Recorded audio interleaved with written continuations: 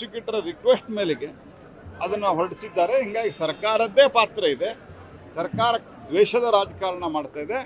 ಇದರಿಂದ ಭಾರತೀಯ ಜನತಾ ಪಾರ್ಟಿ ಮತ್ತು ಯಡಿಯೂರಪ್ಪನವ್ರನ್ನ ತುಳಿಬಹುದು ಅಂತ ನೀವು ಭಾವಿಸಿದ್ರೆ ನಾವು ಪುನಃ ಪುಟದ ಹೇಳ್ತೀವಿ. ನಿಮಗೆ ಜನ ಮೊನ್ನೆ ಪಾಠ ಕಲಿಸಿದ್ದಾರೆ.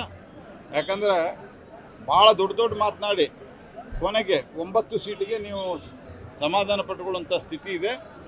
ಹಾಗಾಗಿ ಜನ ನಿಮ್ಮ ಎಲ್ಲ ರೀತಿಯಿಂದ ತಿರಸ್ಕಾರ ಮಾಡಿದ್ದಾರೆ. ಇದರ ಜೊತೆಗೆ ಭ್ರಷ್ಟಾಚಾರ ತಾಂಡವವಾಡ್ತಾ ಇದೆ. 187 ಕೋಟಿ ರೂಪಾಯಿಯನ್ನು ಟ್ರಾನ್ಸ್ಫರ್ ಮಾಡ್ಕೊಂಡಿದ್ದಾರೆ.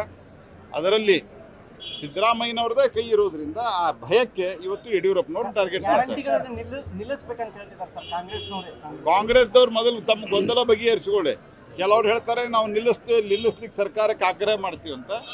ಕೆಲವರು ಹೇಳ್ತಾರೆ ನಾವು ಯಾವ ಕಾರಣಕ್ಕೂ ನಿಲ್ಲಿಸ್ಲಿಕ್ಕೆ ಕೊಡೋದಿಲ್ಲ ಅಂಥೇಳಿ. ಅಂದರೆ ಮುಖ್ಯಮಂತ್ರಿಗಳು ಕಾಂಗ್ರೆಸ್ನ ಒಂದು ಆಂತರಿಕ ಬೇಗುದಿ ಭಾಳ ಜಾಸ್ತಿ ಆಗಿದೆ. ಹಾಗಾಗಿ ಈ ಗ್ಯಾರಂಟಿಗಳು ಇದರಲ್ಲಿ ಭಾಳಷ್ಟು ಜನಕ್ಕೆ ತಲುಪಿಲ್ಲ. ಒಂದು ಗ್ಯಾರಂಟಿ ಅಂತೂ ಇಂಪ್ಲಿಮೆಂಟೇ ಆಗಿಲ್ಲ. ಹಾಗಾಗಿ ಸರ್ಕಾರ ಚುನಾವಣೆ ಸಂಬಂಧ ಗ್ಯಾರಂಟಿ ಮಾಡಿತ್ತು ಅನ್ನೋದು ಇದು ಸ್ಪಷ್ಟ ಆಗ್ತದೆ.